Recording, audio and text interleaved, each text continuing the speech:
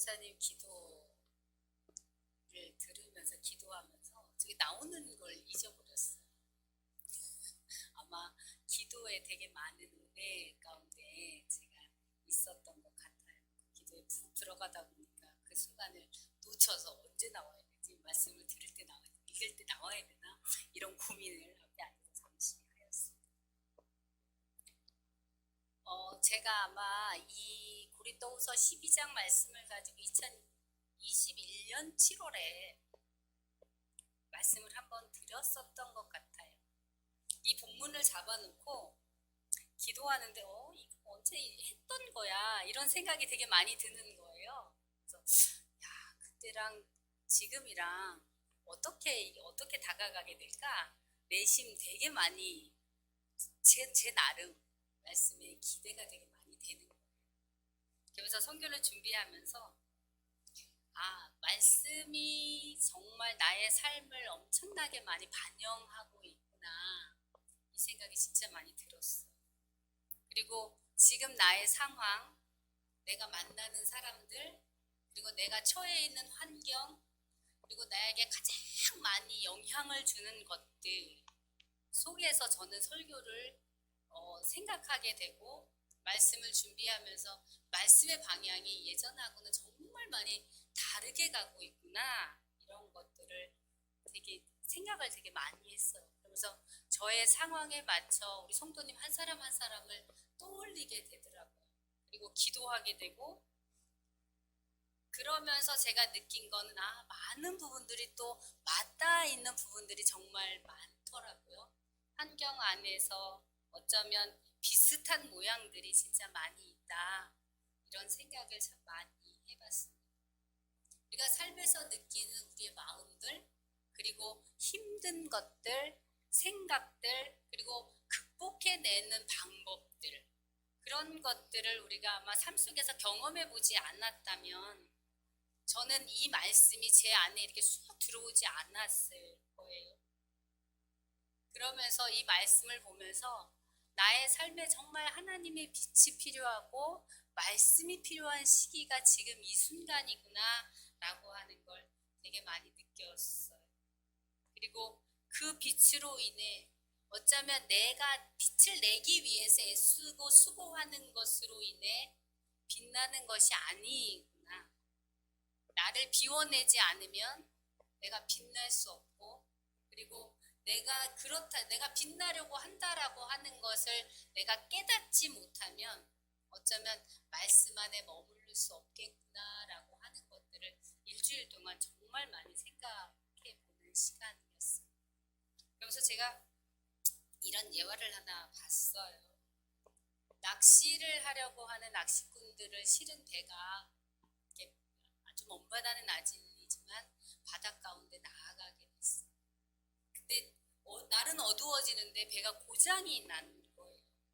그래서 많은 사람들이 우왕좌왕 해가면서 비상등을 켜고, 그리고 어떻게 수동으로 배를 움직여 보려고 하지만 방법을 찾을 수 없었습니다. 그리고 도대체 방향이 어디를 가고 향해 있는지조차도 몰라서 많은 사람들이 절망할 수밖에 없었어요. 그때 어떤 사람들은 등불을 좀 꺼보자, 우리에게 이 밝게 비춰지고 있는 이 등불을 꺼보자, 그러면 육지에서 비춰지는 그 빛을 우리가 발견할 수 있고 그 빛을 따라서 갈 수 있지 않겠냐라고 하는 이야기를 하는 사람이 있었어요. 그런데 어떤 사람은 아니야, 우리가 더 빛을 밝게 비춰야 구조대가 지나가면서 우리를 발견하지 않겠어? 그러니 빛을 좀 더 환하게 비춰야 될 것 같아. 그렇게 막 서로 이것이 옳다 저것이 옳다 이야기하는 도중에 자연스럽게 기름이 없어져서 다 빛을 끌 수밖에 없는 상황이 온 거예요. 그 상황이 와서 정말 절망 가운데 어떻게 할지 모를 때 어딘가에서 비춰지는 아주 희미한 불빛을 발견한 사람이 있죠. 불빛이 보여요. 육지가 가까이 있나 봐요. 우리는 이제 살았어요 하는 이야기를 하는 사람이 있었어요. 아마 배 안에 불빛이 환하게 비춰졌다면 우리가 밖에서 비춰지는 빛을 아마 발견하지 못했을 거예요. 그런데 배에 있는 모든 등이 다 소등되고 나니 작은 불빛들이 들어오기 시작합니다. 어때요? 우리가 정말 도시에 살고 있는데 저녁 때 하늘을 쳐다보면 별빛을 볼 수 없지 않나요? 그것은 아마 우리 주변에 비춰진 빛들이 너무 많기 때문에 아주 찬란하게 빛나는 별빛들을 우리가 볼 수 없어요. 제가 시골에 가면 제가 하늘을 가끔씩 잘 쳐다봐요. 저희 시골에는 아직도 엄청 깡촌이어가지고 어느 날 보니까 이 가로등이 저희 동네에 딱 2개가 있는데 가로등이 집 앞에 있는 가로등이 꺼진 거예요. 그래갖고 하늘을 쳐다봤어요. 정말 쏟아져 내릴 것 같은 별들이 정말 많더라고요. 근데 가로등이 비치고 있을 때는 그 가로등 불빛 때문에 하늘의 빛이 안 보여요.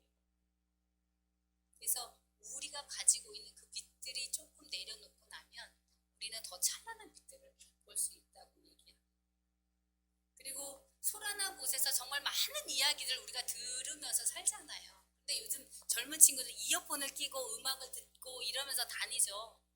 아무리 밖이 소란해도 다른 소리는 들리지 않아요. 그 이어폰을 꽂고 음악을 듣고 내가 듣고자 하는 그 어떤 걸 듣고 있을 때. 그리고 요즘 이어폰에는 노이즈, 그러니까 잡음을 막아주는 또 그런 장치가 되어 있어가지고 버튼 하나를 탁 누르니까요. 세상이 고요해지더라고요. 정말 그런 장치가 있어서 어쩌면 우리 속에서 얘기하고 있는 우리가 스스로 빛나려고 하는 그 많은 것들을 차단하면 우리는 밖에서 들려오는 소리를 들을 수 있고 밖에서 들려오는 보여지는 빛을 아마 발견할 수 있을 거예요. 내 안에 있는 빛들이 너무 강하고 내 안에 들려오는 소리가 너무 강할 때가 참 많아요. 그래서 어쩌면 하나님의 음성을 놓치고 있지 않나 이런 생각도 해봤습니다. 우리가 느껴지는 환경이 어쩌면 나를 되게 많이 하나님 앞으로 나아가지 못하게 하고 있지 않나라는 생각을 하면서 사실 오늘 말씀을 봤어요. 그러면서 오늘 본문 안에서 내가 나를 비워야만 발견할 수 있는 것, 그리고 내가 나를 놓아야만 가질 수 있는 것, 그리고 가장 약한 것이 강함이라고 고백할 수 있는 것, 그리고 그 약한 것이 축복이라고 하는 것을 우리가 입술로 말할 수 있는 건 바로 그 안에, 그 약함 안에, 가장 연약한 것 안에 주님이 내 안에 머물러 있기 때문이구나 라고 하는 것을 보았습니다. 오늘 사도 바울의 삶에서 주님 안에 머물 수 있는 것을 좀 생각해 보려고 합니다. 사도 바울은 정말 자랑할 게 되게 많은 사람이죠. 우리가 앞절 아마 2절부터 6절까지의 말씀은 사도 바울이 경험했던 많은 것들 나는 자랑할 수 있다라고 하는 얘기를 해요. 그런데 내가 자랑할 것은 그런 것들을 자랑하려고 하는 것이 아닙니다. 내가 자랑하려고 선택한 건 나에게 있는 가장 연약한 부분을 이야기하려고 합니다라고 사도 바울은 말하고 있습니다.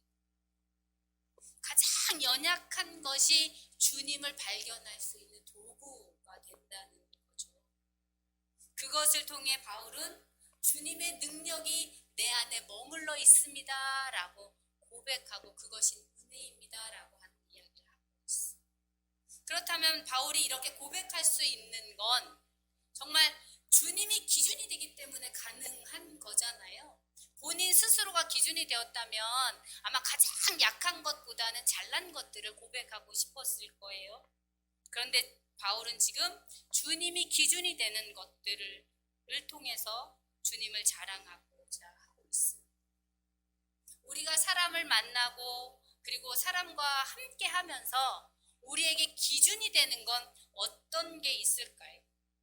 아니면 내가 가지고 있는 그 기준을 타인들에게 이렇게 강요하고 있지는 않습니까?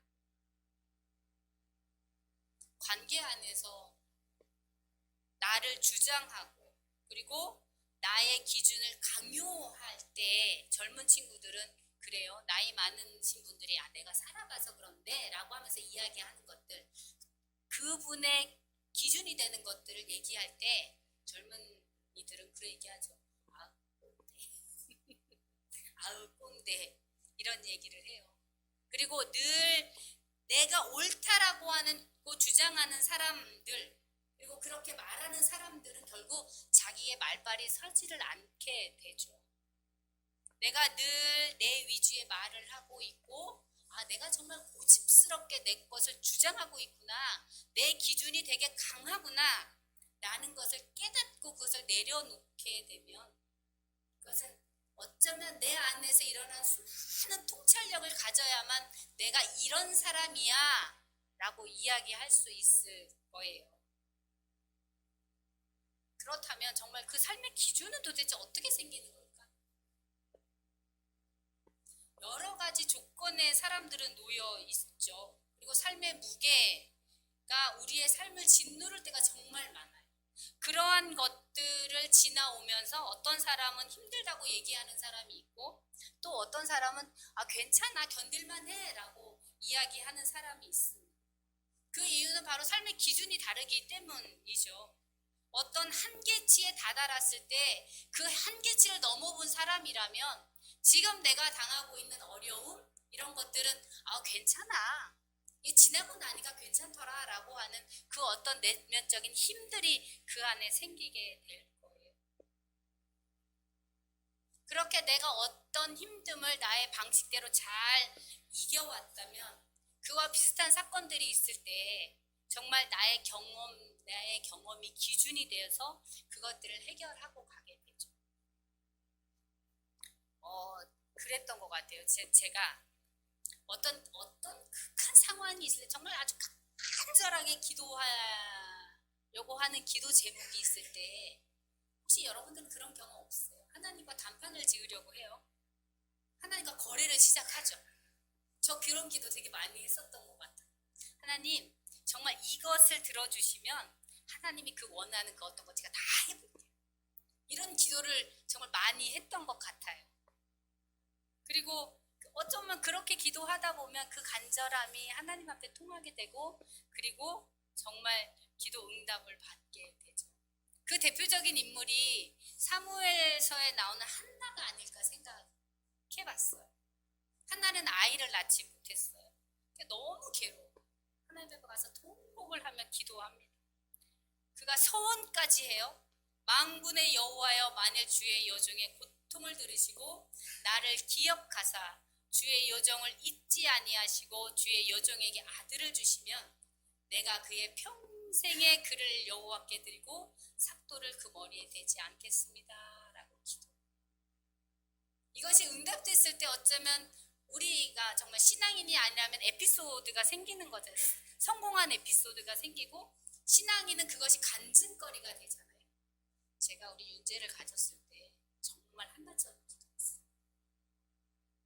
그것이요, 뭐를 생각하게 하는지도 모른 채 정말 하나님 앞에 이렇게 매달려서 기도했어요.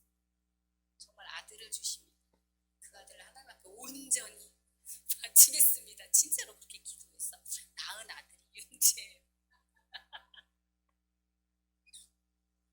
그거 이외에도 아마 많은 일들을 경험하면서 정말 힘들 때마다 하나님 앞에 그렇게 어쩌면 하나님께 제가 좀 대들다시피 해가면서 기도했던 경험들이 정말 많이 있어요.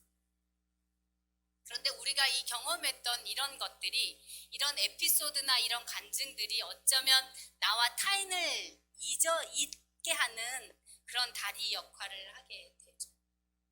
아마 비슷한 경험을 하신 분들은 서로 그 안에서 온전하게 공감을 하기도 하고, 그리고 정말 친숙함이 급속도로 가까워질 수 있는 그런 경험들을 하게 될 거예요. 저는 이제 현장에서 집단 상담을 하잖아요. 경험들이 비슷한 사람들을 모아서 집단 상담을 하는데 정말 그 안에 엄청난 역동들이 일어나요. 어찌 보면 자신의 세계 안에서 만든 기준이 전부가 아니다라고 하는 걸 그들이 깨닫는 순간일 거예요. 경험은 비슷한데 이겨낸 것들이 조금씩 다르고, 아 그래? 너는 이렇게 이겨냈구나. 난 이렇게 이겨냈어 하면서 서로의 경험들이 공유될 때 엄청난 에너지들이 그 안에서 일어나게 됩니다. 어쩌면 주님을 믿고 우리가 은혜 받았다라고 하는 것도 비슷하지 않을까 생각해 봤어요. 정말 하나님의 은혜입니다 라고 하는 걸 우리가 느끼는 건 나의 기준이 깨지는 순간이잖아요. 그리고 그 깨진 그 안에 하나님께서 이렇게 생각하시고 이렇게 이끌어 가셨구나 라고 하는 것들로 채워질 때, 아, 이것이 하나님의 은혜였구나. 이것이 하나님의 나를 이끌어 가시는 거였구나 라고 우리는 믿음으로 고백하게 됩니다. 그렇게 우리의 삶의 변화가 시작되고 그 변화되어 가는 것, 변화되지 않은 나의 모습을 받아들이는 것 자체가 그것이 은혜가 아닐까 생각해요. 그러면서 새로운 기준이 우리한테 생기는 거죠. 내가 나 중심으로 생각했다면 말씀 중심으로 가고 있고, 기도하면서 하나님께서 나를 이끄시는 것으로 나를 인도해 가시는 그 주님 앞에 기준을 세워 가는 거가 되잖아요. 아마 그렇게 나의 기준들이 바뀌어 가면 내가 지금까지 세상을 바라봤던 것들이 달라질 거예요. 감사의 조건들이 달라질 거고, 사람을 대하는 모습들이 참 달라질 거라고 생각해요. 바울이 지금 이 고린도 후서를 쓸 당시에 상황을 바울은 7장 5절에 이렇게 고백하고 있습니다. 우리가 마게도냐에 이르렀을 때에도 우리는 육체가 편치 못하고 사방으로 환난을 당하여 밖으로는 다툼이요 안으로는 두려움이라 라고 이야기하고 있습니다. 바울은 세상과의 관계와 더불어 교회 안에서도 되게 어려움을 당하고 있었어. 그럼에도 불구하고 이러한 때에 디도를 통해서 하나님께서 바울을 위로해 주세요. 대다수의 성도들이 자신에게 최고의 애정을 가지고 있다라고 하는 사실을 디도를 통해서 듣게 돼요. 그러면서 되게 많이 위로를 받고 불안한 짐을 내려놓을 수 있게 돼요. 그래서 바울은 그 힘든 과정 속에서 하나님 앞에 더 많은 것들을 감사하며 말씀을 증거하는 삶을 살아가고 있었어요. 그런 과정에 10장부터 13장까지의 내용을 보면 거짓 교사들의 영향이 점점 커져요.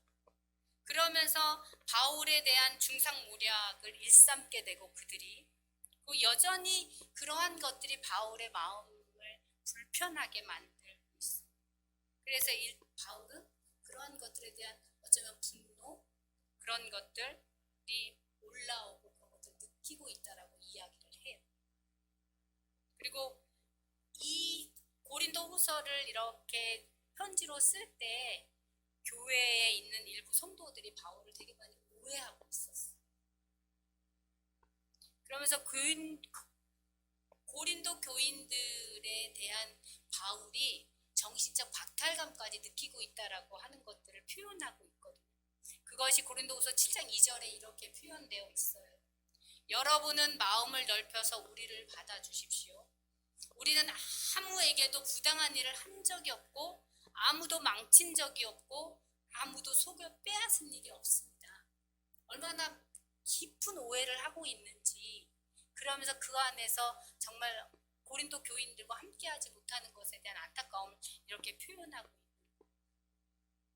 그리고 고린도 교인들이 바울에게 마음이 닫혀 있다라고 하는 걸 바울이 또 이야기하는데, 고린도후서 6장 11절과 12절에 보면 이렇게 말해요. 고린도에 계신 여러분, 우리는 여러분에게 숨김없이 말하였습니다. 우리는 마음을 넓혀 놓았습니다. 우리가 여러분을 옹졸하게 만드는 것이 아니라 여러분의 마음이 옹졸한 것입니다. 얘기하고 있어요. 이런 상황 가운데 바울은 고린도 교회를 정말 너무나도 사랑했고 그들을 만나기 위해서 일정을 바꿔가면서 고린도 교회로 급하게 가게 됩니다. 이런 상황에서 바울은 지금 하나님 앞에 정말 감사하면서 오늘 본문 말씀이 나오고, 나는 자랑할 것이 정말 많은 사람이었습니다. 그런데 오늘 내가 자랑할 것은 약한 것들 외에는 자랑하지 않으려고 합니다. 오늘 본문 12장 5절에 보면 그 얘기를 해요. 약한 것들 위에는 난 자랑하지 않으려고 합니다. 바울의 자랑거리는 출생 배경도 아니고 학문도 아니고 신앙적인 확신도 아니고 어쩌면 자신이 경험한 그 엄청난 영적인 그런 체험에 대한 것이 아니라고 이야기하고 있는 거예요. 그러면서 본인의 약함을 이야기하는데 오늘 보면 7절과 8절에 보면 이런 이야기를 해요. 내가 받은 엄청난 계시들 때문에 사람들이 나를 과대평가할지도 모릅니다. 그러므로 내가 교만하게 되지 않도록 하나님께서 내 몸에 가시를 주셨습니다. 그것은 사탄의 하수인이라고 할 수 있는데 그것으로 나를 치셔서 나로 하여금 교만해지지 못하게 하시려는 것이었습니다. 나는 이것을 내게서 떠나게 해달라고 주님께 3번이나 간청하였어요.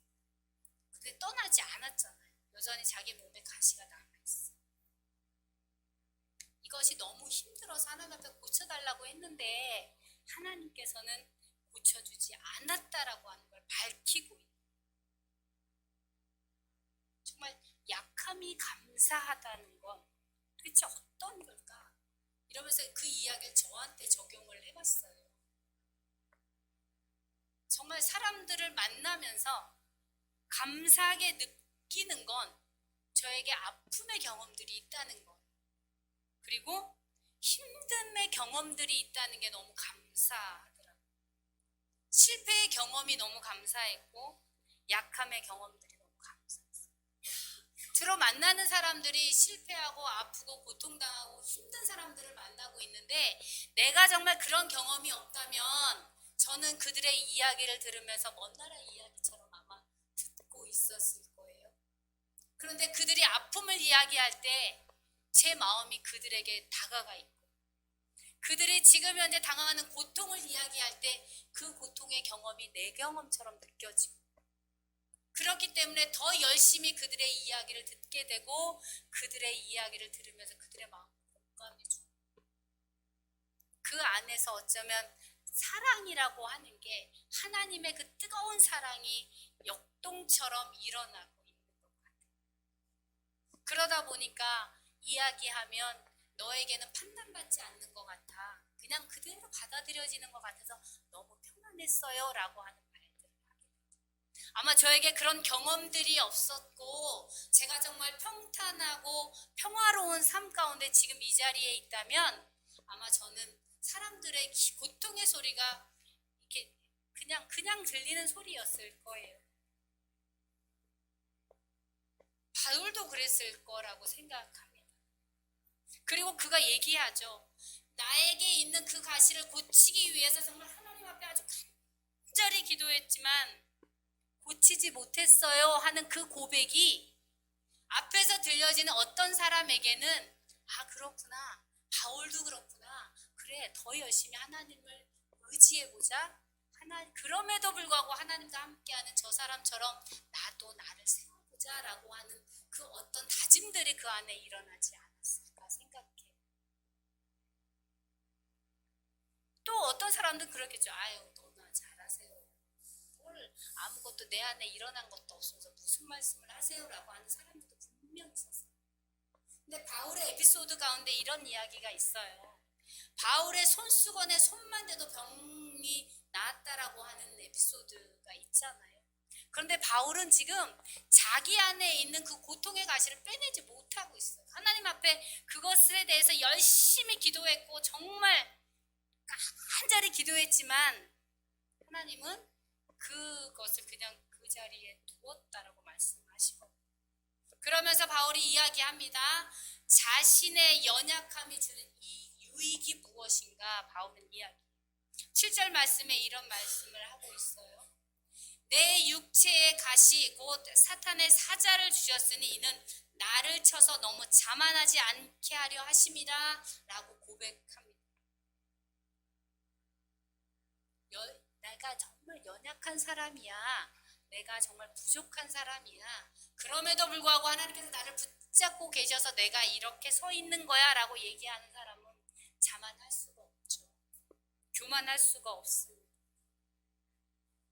어쩌면 신앙적인 겸손과 연결되어지는 부분일 거예요. 이렇게 연약함이 주는 첫 번째 유익은 바로 겸손. 두 번째는 약함으로 그리스도의 능력이 내 안에 머문다라는 것을 알았다라고 이야기합니다. 9절에 이런 말씀을 하세요. 내 능력이 약한 데서 온전하여짐이라 라고 얘기하고 있습니다. 사도 바울은 자신의 연약함으로 더욱 주님 앞에 매달려 기도했어요. 믿음으로 하나님 앞에 서 있는 그에게 그리스도의 능력이 머물 수밖에 없는 거죠. 그리고 주님이 도와주심을 자기가 말씀을 증거하며 나아갈 수 있는 그 어떤 단초를 끝까지 부여잡을 수밖에 없게 하는 거라고 그는 이야기합니다. 그리고 그리스도께서 도와질 때 온전하여진다고 또한 고백하고 있습니다. 제가 이렇게 다른 목사님들 설교를 많이 듣는데 그 중에 이런 말씀을 하시는 분이 계세요. 우리가 다 아는 말씀이에요. 하나님이 하시는 일은 언제나 최선이고 완전하다.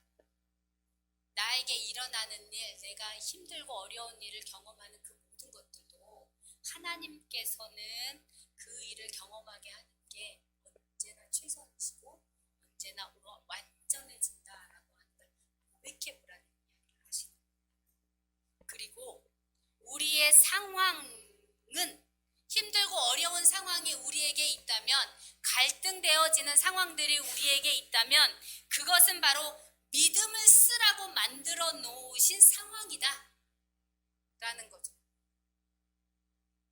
바울은 믿음으로 받아들이고 자신의 약함 가운데 역사하시는 그 주님을 고백하고 주님의 능력이 내 안에 머물러 있는 통로라고 이야기하고 있습니다.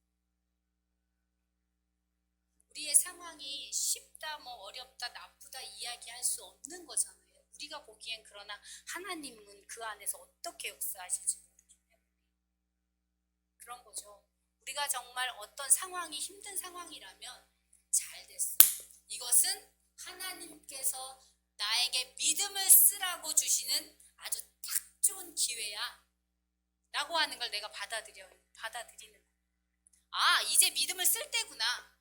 하나님이 나와 함께 하신다라고 하는 걸 내가 공표하고 나아가는 거구나. 그게 바로 지금 나에게 주어진 기회구나 라고 하는 걸 우리가 정말로 믿고 나아갑니다. 그 기회를 주신 하나님 앞에 정말 도움을 요청하고 그리고 그 도우심을 의지해서 나아가는,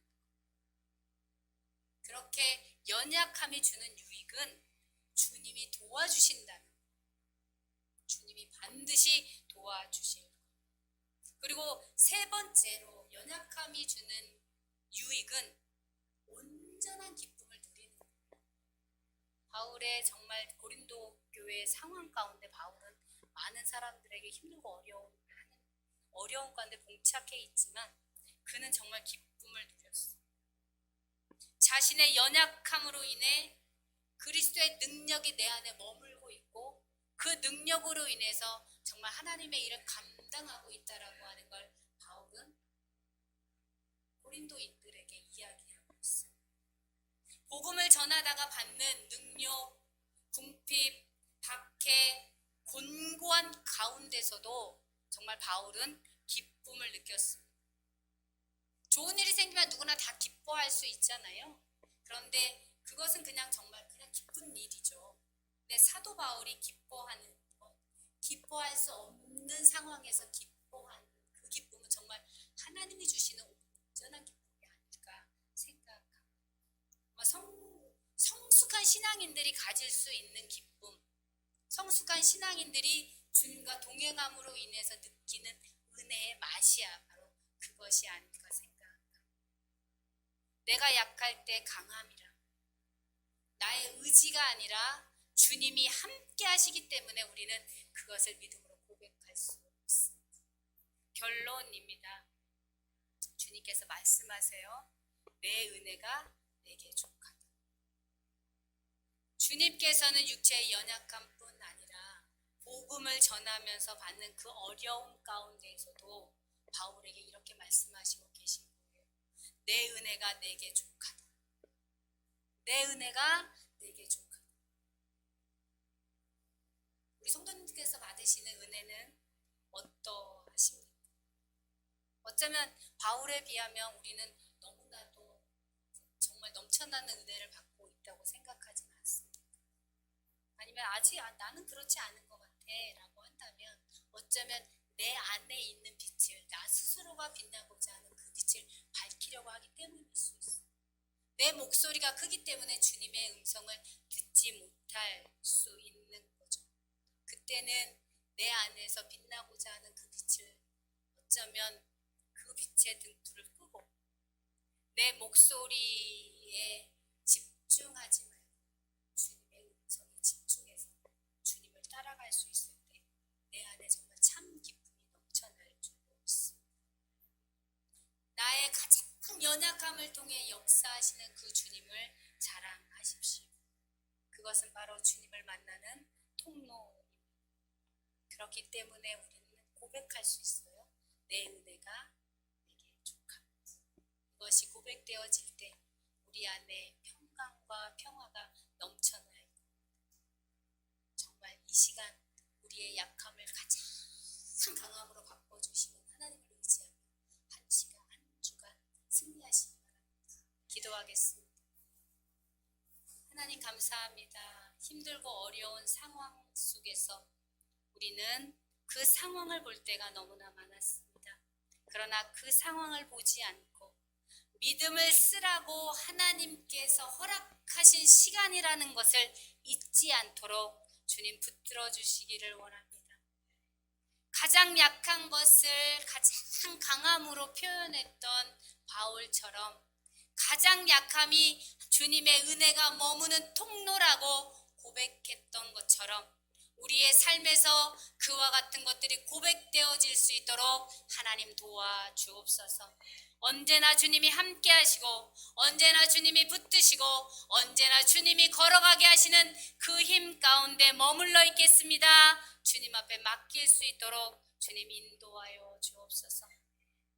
한 주간 승리의 길로 주님 우리가 기뻐하는 순간들이 더욱 많아질 수 있도록 주님 붙들어 주실 걸 믿고 감사드리며 예수님 이름으로 간절히 기도합니다.